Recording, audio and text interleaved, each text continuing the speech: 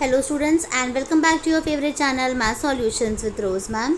और आज की वीडियो में हम करने वाले हैं एससीईआरटी की activity sheet number 52 classes 6 to 8 के लिए, और डेट है इसकी 23 March 2022। Reading instructions for students आपको यहाँ पे दिया हुआ है।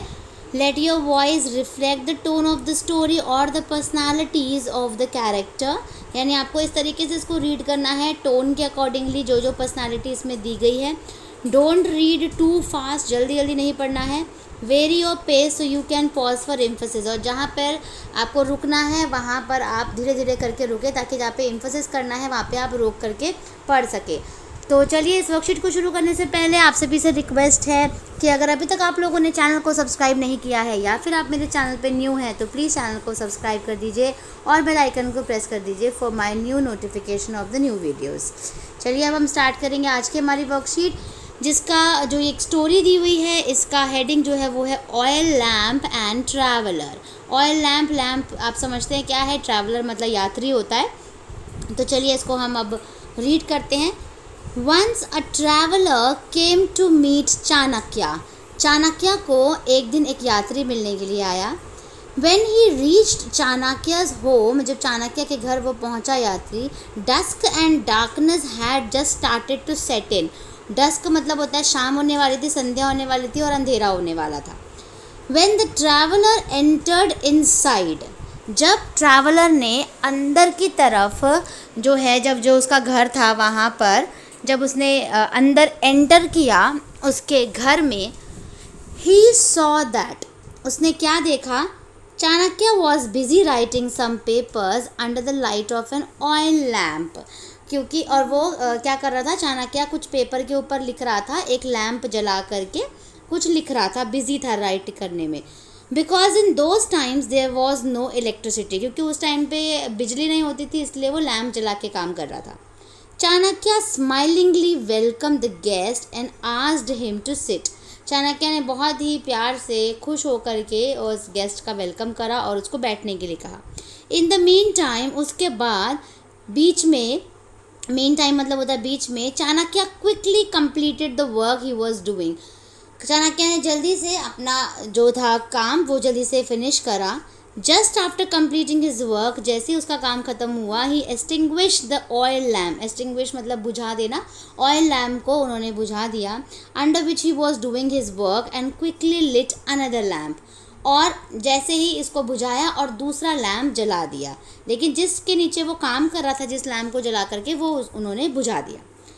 The traveler was surprised to see this, but he thought that it might be a custom followed by Indians when a guest arrives।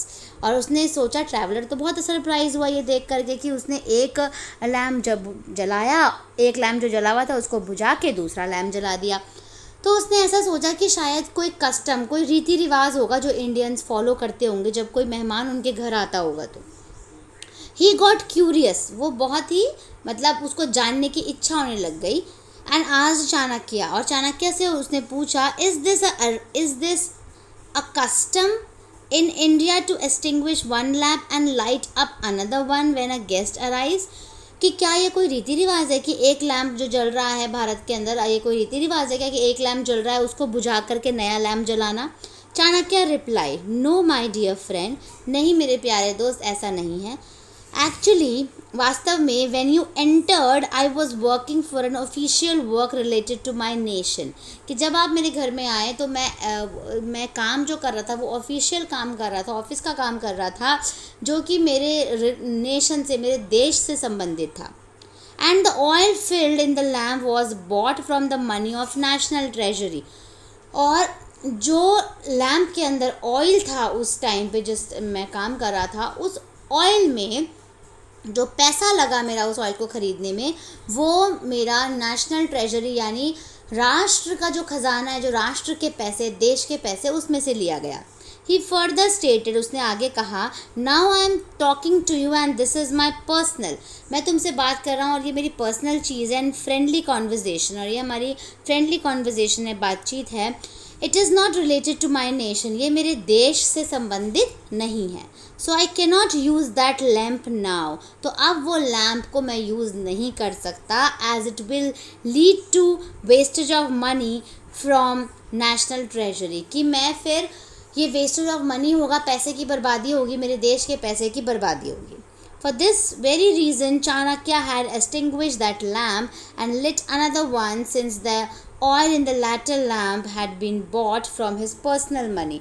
और इसी रीज़न के मारे चाणक्य ने वो पहला वाला लैम्प बुझा दिया था और दूसरे लैम्प को जलाया, क्योंकि दूसरे लैम्प को जलाने के लिए, ऑयल ख़रीदने के लिए उसके अपने पर्सनल पैसे लगे थे। तो ये तो एक स्टोरी थी, एक इंसिडेंट था बच्चों। इसके बाद आता है सजेस्टेड एक्टिविटीज़ में। क्वेश्चन नंबर 1 है, oil is a natural resource, हम सब जानते हैं कि प्राकृतिक संसाधन है ऑयल। ए पार्ट है, what other natural resources can you think of, name at least 3 natural resources के आपको नाम बताने हैं, ठीक है। तो चलिए बच्चों क्वेश्चन नंबर 1 पे आते हैं। क्वेश्चन नंबर 1 है, oil is a natural resource, what other natural resources can you think of, name at least 3 natural resource. तो 3 नेचुरल रिसोर्स के आंसर लिखने हैं आपने हमने लिख दिया, water, natural gas and coal. Coal को कोयला कहते हैं, वाटर आप जानते हैं, नेचुरल गैस भी प्राकृतिक गैस आप जानते हैं। इसका बी पार्ट है, find out which states in India are rich in natural resources, कि आपको उन स्टेट्स के नाम लिखने हैं जिनमें प्राकृतिक संसाधन भारी मात्रा में पाया जाता है। तो आंसर है, most of the resources are found in Tamil Nadu, Orissa, Uttar Pradesh, Andhra Pradesh, Kerala and Assam, ठीक है। तो ये ए पार्ट, बी पार्ट हो गया। अब हम करेंगे क्वेश्चन नंबर 2। तो क्वेश्चन नंबर 2 में बच्चों आपको एक कोलाज बनाना है। देखिए, make a collage of all the Indian states which are rich in natural resources, specify which natural resources each one is rich in, कि आपको इंडिया के जितने भी स्टेट्स हैं जहाँ पर नेचुरल रिसोर्सेज ज़्यादा मात्रा में होते हैं उनका एक कोलाज बनाना है और उनको अपनी कॉपी में चिपकाना है। तो ये क्वेश्चन आपकी चॉइस वाला क्वेश्चन है, आप इसे कर भी सकते हो, नहीं भी। इसके बाद आता है question number 3, underline all the difficult words in the story and look up for their meanings in dictionary और आस्क योर टीचर। तो चलिए क्वेश्चन नंबर 3 इसका आंसर लिख लेते हैं, हम वर्ड मीनिंग कर लेंगे। तो क्वेश्चन नंबर 3 में अभी हमने रीड किया, underline all the difficult words in the story and look up for their meanings in dictionary और आस्क योर टीचर। तो वर्ड है आपके पास, इधर हमने लिख दिया वर्ड और इधर लिख दिया मीनिंग। ट्रैवलर मतलब यात्री, मीन टाइम इसी बीच, ट्रेजरी खजाना, एक्सटिंग्विश्ड बुझा दिया, डस्क शाम संध्या भी बोल सकते हैं इसको, लेटर बाद वाला, कॉन्वर्जेसन बातचीत, कस्टम रीति रिवाज, ठीक है। तो ये सारे वर्ड और इनके मीनिंग है आपको लिखने हैं क्वेश्चन नंबर 3 में। इसके बाद आता है क्वेश्चन नंबर 4। क्वेश्चन नंबर 4 में देखिए, create a slogan on save natural resources and display it in your classroom. आपको एक स्लोगन बनाना है और उसको क्लासरूम में अपने डिस्प्ले करना है। तो आप स्लोगन, मैंने 2 स्लोगन लिखे, दोनों में से कोई भी आप पेपर पे A3 साइज़ पे या A4 साइज़ पे शीट पे बड़ा बड़ा लिख करके ड्राइंग वगैरह के साथ, और आप अपने टीचर को दे सकते हो, वो क्लासरूम में लगा देंगी।